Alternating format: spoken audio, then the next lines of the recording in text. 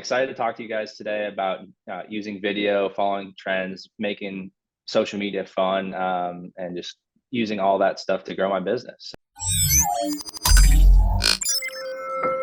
What's up, guys? Welcome to another episode of Invest Iowa. Today, I have Jake Ivins with me, realtor with in Des Moines. What broker are you with? I'm with EXP now. EXP now. Gotcha. Yeah. Today we're going to talk about how he's growing his business on social media. So the new trends, the new generation of the workforce that is now going to be relying on social media to grow their business instead of your average advertising routes such as TV, commercials, newspapers, radio, etc. So yeah, I don't know how you want to get started. Tell me a little bit about yourself, a little bit about your business, and we'll get into how you're developing that business. Yeah, absolutely. So I'm Jacob Simon, like you said, realtor here in Des Moines. I'm with the Clarkson Realty Group. Didn't mention at EXP here. So big team, fun team.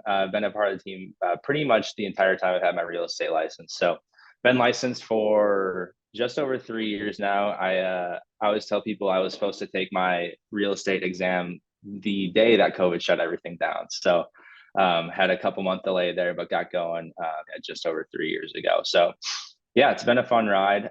Joined Kyle's team. I think it was about September, and then been with him since. So yeah, been a great time. Have loved every moment. So interesting. So 3 years, you got to ride the COVID shutdown wave, yeah. right? And then did you close transactions crazy, or were you just getting your business started in that year? Yeah, I think right off the bat, it was definitely getting my business started, getting my feet underneath me, because I think, I read a lot about what the real estate market should look like as I'm studying and all this stuff. And then you get licensed and COVID happens, and, everyone knows, but everything went crazy and everything was fast and there's so much uncertainty. And so I would say it probably took me longer than I would have liked to adapt to kind of how that went. So it took me quite a few months to actually get some sales going and stuff like that. But once it went, it kind of clicked for me. So yeah, it was moving very quickly, and it was an interesting time to be starting out, right? Because you have this, you just have to have that ability to move very quickly. And so I could even say, looking back, I probably just was running a million miles per hour, maybe didn't know what I was doing at every single step, and more so kind of figuring it out as you went, which was probably the best way to do it. And yeah, it was a great learning opportunity. And I think best way to learn in this business is to do the business, as stupid as that sounds, but that gave me the ability to get going right away once I was running. So I see what you're saying. And now tell me how you're generating leads with social media. That's super interesting. And how do you even start doing that? yeah, I'd say well, first of all, it took me a long time to kind of figure out how to actually generate leads via social, because I think at first I got distracted, and I think it's very easy to get distracted by chasing either views, likes, or followers. And I think obviously those things are very important. But I think I made a distinctive change not super long ago that allowed me to be like, okay, I might not be chasing every single trend while I'm mixing things up and staying on top of what's trendy and what's semi-viral. I'm also making sure that I'm not just looking like an idiot on social media just for the purpose of a trend, and still, mixing in value while also keeping that content fun. So, yeah, I guess that's maybe the broadly, but yeah. Do you have any sort of statistics for how many, from the traffic that you generate and all social media, how many people actually become a lead, and how many of those are you closing? Yeah, I don't know that I have super particular statistics other than kind of what's in my head, but Right. I would say that like I said, at first I was kind of chasing views and not remembering that I actually need to be making an ask, or at least maybe even not necessarily making a direct ask, but making it's possible for people to raise their hand via social media. And so of the people that raise their hand, obviously not, as you know, not all these leads ever work out, but you still can, I think I call it a win if I'm getting another person in my database, right? Because you have this random person that you've never met that's followed you, and sometimes you don't even know if they're in Iowa, and it takes a long time to kind of get them to that point of, all right, now this deal with this person is closed. So take some nurturing, just like it would kind of in real life, but I think it just involves being very personable, exchanging messages, making diligent time to actually interact with the people, not just being like this person that people are following. And I think that's gone a long way for me. So I'd say by people that raise their hand, I've probably gotten about, when it's said and done, 25% or so to the finish line. But then, those people still can stay in your pipeline and all that kind of thing. So it's been good for me so far. Yeah, I remember before we started the podcast, I was talking to you of how impressive it is to build an agent, a realtor Instagram page based on you actually putting the work into creating content that people like. I've tried it myself, and it's not something that is easily attainable. What was your strategy to growing that? Yeah, so like I kind of mentioned, I think I started with the trend side of things, and I think the biggest lesson that I kind of learned right away is that people don't want to see, they don't want to go to your profile and see a full feed that says sold, sold, sold, sold, sold, sold, sold, sold. Because I think for a few reasons. One, I think a lot of people are like, okay, we get it, cool. Two, they have no idea who you are, no idea, what your values are or what your personality is like. If I want to work with this person, or and then on the educational video side of thing, there's no trust there. It's like, okay, I don't know this person at all. So I think that was a big lesson for me right off the bat in learning that. And so immediately I tried to, even if it was just a picture, mix my face in, mix some fun things in. And I think that slowly turned into, all right, I'm going to jump into this video thing. And at first it was, like I mentioned, following those trends. So if it was a trending audio or a trending, theme or whatever it might be, jumping into those and making it kind of real estate related, because real estate content can definitely get dry. And so I think my main goal right off the bat, whether I knew what I was doing or not, was just to kind of make people maybe get a chuckle at the very least, right? So people are laughing at this, thinking it's fun. But then people follow you because it's, you have that personality behind that account. And so then using that to grow and actually start posting videos that build that trust with a little bit of education or fun facts, while still keeping them light and fun, and not, keeping all this social media account extremely focused on that sold, sold, sold side. That's done wonders for me. So. Okay. And then you're no longer following trends. What type of content are you producing currently? Yeah, I think I'd say I'm still following trends, but I'm not necessarily jumping into every viral type video and then trying to make it real estate related, right?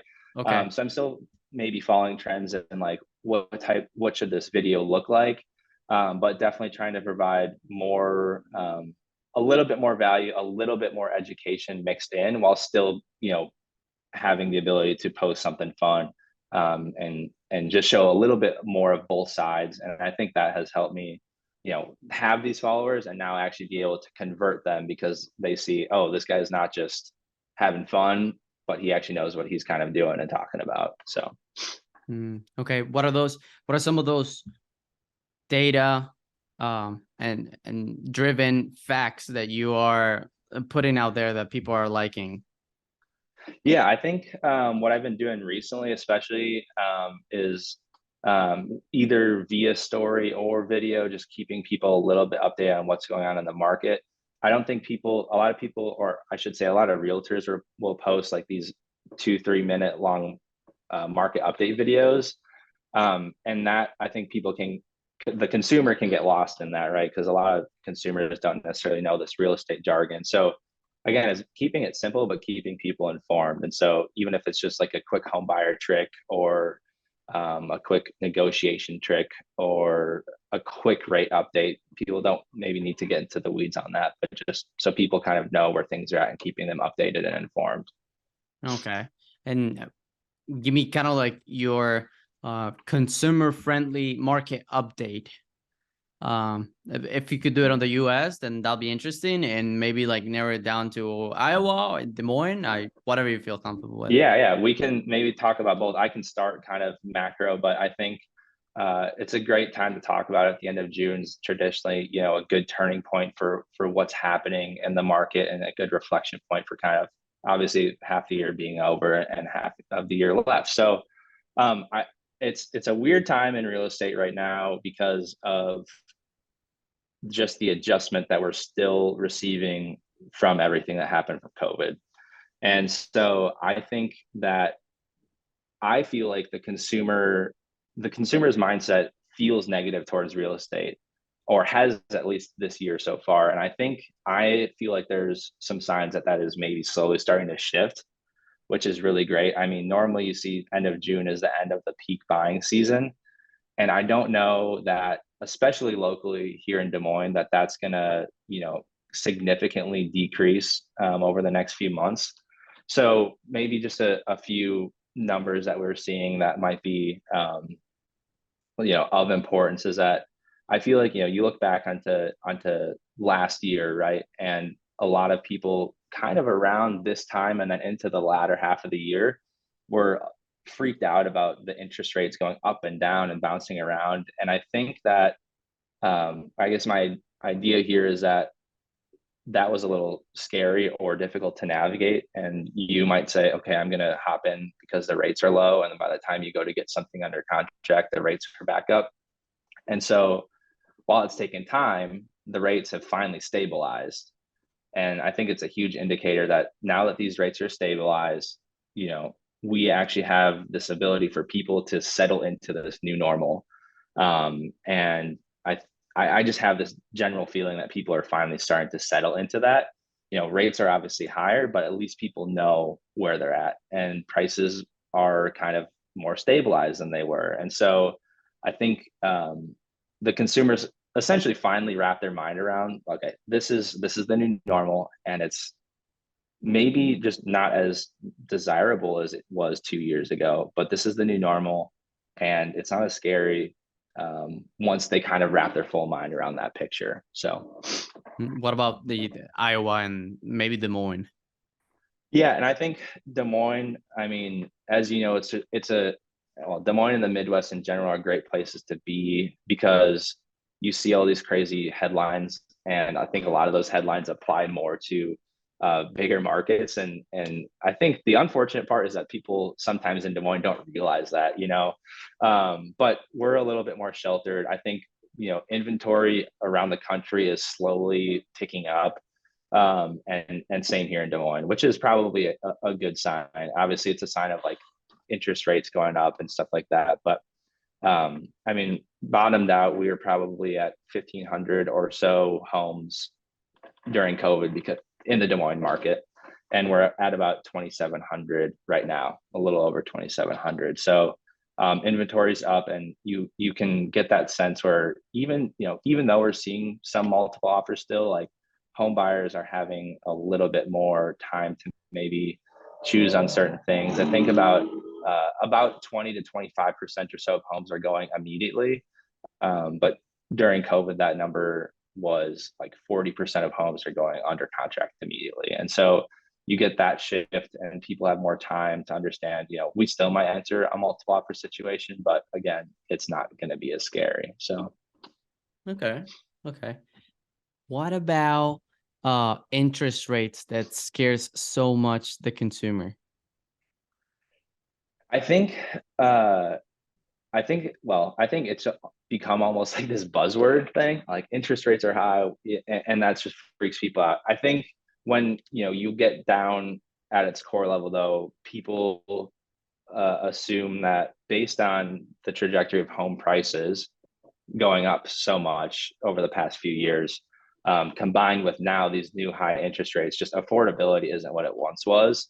And so I think people are just playing that comparison game. And I think that's, that's the biggest thing that people are maybe starting to finally get over, is that idea that, yeah, rates did used to be in that 3% range. And so now they're 7%, and that seems a lot different, In your opinion, what's the demographics that are starting to look more into real estate in general? Yeah, I think we still obviously see a lot of investors purchasing.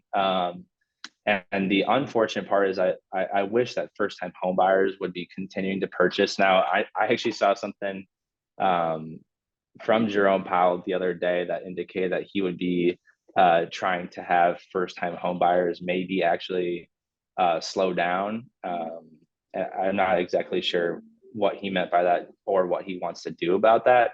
But obviously, we have a supply constrained market. And so, if he can slow down demand, it seems like he might try to do that specifically from first time home buyers. But I don't know that I necessarily see a huge demographic change. I know that millennials are buying homes. I think I'm definitely seeing and definitely did see during COVID people buy younger than the average, normal first time home buyer age. So that was great to see. But yeah, rates are driving a lot of this affordability thing, and maybe driving those younger people back out of the market, unfortunately. What are the strategies that you're taking based on that to advance your business to next year's? What are the measurements that you're taking in regards to what we just discussed? Yeah, that's a good question, and it's kind of been a pretty present question that I've had to constantly think about and adapt to.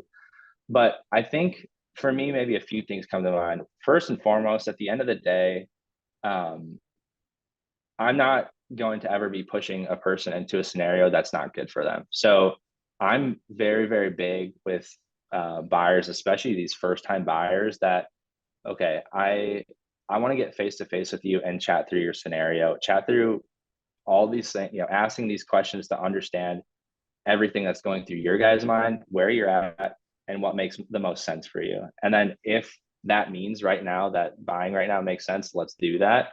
But yeah, huge on that education side, one. And then I think two, as basic as it sounds, is taking good care of people right now and always have, so that you can turn those people into referrals because they have good things to say about you. And so whether it be slow or a fast moving market, I think that's always important. But overall, I think at the end of the day, it does come down to that education piece. And so whether it means if I'm meeting with someone right now and they might not be ready to buy until next year, or don't feel comfortable buying until next year, it's just making sure that they're educated on the facts, not the headlines that they're seeing. What's actually going on locally and where you're trying to look. And I think that opens people's minds to saying, okay, maybe this situation actually is fine for me. And obviously, a lot of people are concerned with what their payment's going to look like. That's one of the biggest things on a monthly scale, right? What's my payment going to look like? So that's where it's awesome to have good local lending partners in the area, so that they can get into the weeds with them on those numbers and say, you can do this with this program, with this rate, and here's what your monthly payment will look like. And then maybe it's easier for them to digest. So helps them move forward. Right. What are your recommendations for first time home buyers? Recommendations for first time buyers, I think one is making sure that they've got obviously a budget nailed down, and then, all right, we're going to stick to this budget. Because I think a lot of people, and this is again where this education on the front end is huge, because I think a lot of people have that budget and then they go out and say, okay, I want to buy a $200,000 house, and they get looking at these 190, $200,000 houses, and then here we go, a 225 house pops up on Zillow that looks amazing because they've been looking at these 190, 200 houses, and their lender said, hey, we can stretch our budget, you can be pre-approved up to 225 if you want. But again, that's where I feel like I come in. It's like, all right, gently remind you guys, about your budget, gently remind you guys about where you want to be. So I think budget is one of the bigger things on the front end, and getting that conversation with that lender off the very front end so that they truly understand, all right, in this scenario, I'm going to be here. In this scenario, I'm going to be here. And just fully understanding, what this looks like before we even enter, setting out those expectations so that they're comfortable and confident in what the process looks like. So that, also when we do find the home for them, they're confident in moving forward and knowing what the rest of that process looks like too. What is it so special about your relationship with lenders that puts at ease the consumer? Yeah, that's a great question. And I think it's, well, first and foremost, I think it's very good to have partners that you can trust in, and one, understanding, hey, I've got this client, they're brand new, they love this house, and we need a quick turnaround on a pre-approval letter. That's at its core, right? But Right. that's very helpful, because there are some lenders who don't want to work nights and weekends, and I probably truly believe that you do need to be working nights and weekends in this business if you want to truly be successful. So I think one is just having the ability and comfortability to say, hey dude, I'm sorry it's 7 p.m. on a Friday night, but are you around right now? And having people that are is very important. Two, I think having, for me, a personal relationship, and this is maybe just like referrals 101, but being able to fully trust the process of a lender and know that they're going to take good care of the client, and even knowing what their process looks like so what you're getting them into, is very important for me, because I don't want to send someone to a lender and have them have a bad experience. And vice versa. No one wants to do that, because you care about, that's on you. You care about who you send people to, and that carries over, your reputation kind of carries over through that person, in my opinion. And so, yeah, being able to have that relationship, being able to have that confidence, and then also being able to just ensure that they are guiding them along the same lines of you, educating them on the front end and making sure that they're the most prepared as possible. So yeah, having those people in your camp has been awesome, and you don't have to stress out about sending someone to there. They're going to be taken care of well. Yeah.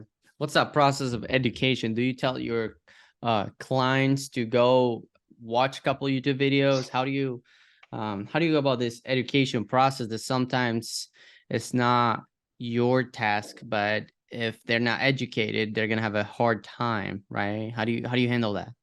Yeah, so my process, actually, I think I might have mentioned this, but ideally always starts with, meeting them face to face on the as early as we can, because while I can provide the education, sometimes you need to outsource it. And I think, again, that's where having good lender partners comes in, because there's a lender I can think of in particular, like Jared Nikolaisen. He's streamlined his whole process with having these videos ready to send out to clients depending on where they're at in the process. So that's really nice to have, and to have, again, have that on your side. For me, in that initial meeting, I was trying, even if it's like a 20-30 minute thing over coffee or beer or whatever it might be, whatever they prefer, that's where just asking these important questions comes into play. And I think that's where you can truly, if you're asking the correct questions, and actually kind of listening to what they're saying, because people might not say this directly, but you can understand where they're at in the process. And so then that's me meeting them at that point. And I think that usually involves, in this buyer consultation meeting, it usually involves some form of, okay, here is where the market's at in general, like a little bit of an overview, just because I think, not everyone wants to get into the weeds on that, but I think it's Right. important to understand, especially like during COVID. It's like, hey, 40% of these homes are going under contract immediately, and on average, at least $10,000 over list price. So it just sets these expectations in their mind if you're giving them even just a small little market update locally about what's happening, what you're seeing out there, so they can have, like I said, their expectations set. And I think they're there. All right, now we can go forward together and understand, be on the same page and understand things and move forward into that. So that's one, I think, making sure that they kind of understand local conditions. Two is really getting into, all right, what is, I don't, you almost like to say like, all right, put on these like your wildest dreams. If you could end up in this home that had every checkbox you want, what does that look like right now? So I can understand, all right, they absolutely need 3 bedrooms, as simple as it is. Like, all right, these things are truly non-negotiables. These things are desires. Now, how can I help them find those? And then again, outlining how we are going to move forward together in helping them find that. And then I think third, it's especially for the first-time home buyer, it's outlining, and this part can get boring in the buyer consultation. I always tell them that, but it's like, this might be the most important part. Outlining like what all these next steps look like now. So how can I help you be successful? How can I help you win and get the house that you guys want? Because at the end of the day, that's why I'm here, what I'm here to help you out for. And so, yeah, I think just talking them through, one, costs, like, okay, what is this inspection going to cost? You might want to have this additional inspection, especially if you're looking for this type of home or at this price point. And then, all the costs associated that are outside of just the purchase price of buying a home. But yeah, what does that inspection look like? What does that appraisal look like? Why is that important? What could the potential issues that you run into be, so that we're prepared to move forward throughout pretty much the whole offer, pending, and closing process? Pretty much everything, holding their hand. Yeah. And yeah, I mean, I find that, our team does a lot of stuff on Zillow. And so that's an interesting world to be in, because, on Zillow, you get a call from a person that wants to see an address. And so it's our job to meet them at that address and show them that property. And so that's where it gets a little tricky, in the sense of, I don't get to have that full on conversation with them across the table from them. And I usually try to, of course, but my conversion rate is massively different from people that I do have that conversation with versus people that I'm not able to get that conversation with. Because I think at its core too, it helps build trust and say, like, help people understand like how we can, this guy actually knows what he's talking about. Now let's move forward together. So yeah, that is huge. Excuse me. Ugh.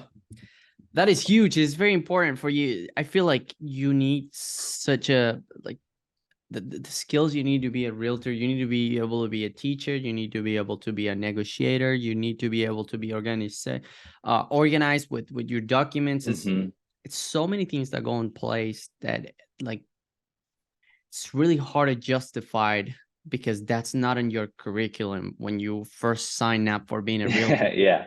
But it's doing a little bit of everything and not letting it fall apart when it actually closes. Yeah. And now implementing all of these online systems. I think that's pretty cool. Like Jared, I know Jared personally, and I know. Yeah. So basically, on what you told me, he's sending a video on every single step of the process so people don't get confused.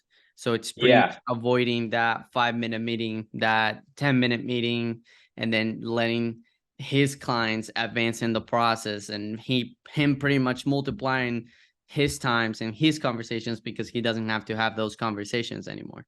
I think that's brilliant. Yeah, it's genius. He's a guy that's awesome to talk to about systems. He's got a lot of things implemented into his business, and so that's something that I hope to work on soon as well, because it does streamline that process, and at the same time, gets you in front of that client and make sure they're educated through that whole entire process, which is very important. So yeah. Jacob, it's been real. There's been a lot of information. What's the best way for people to contact you?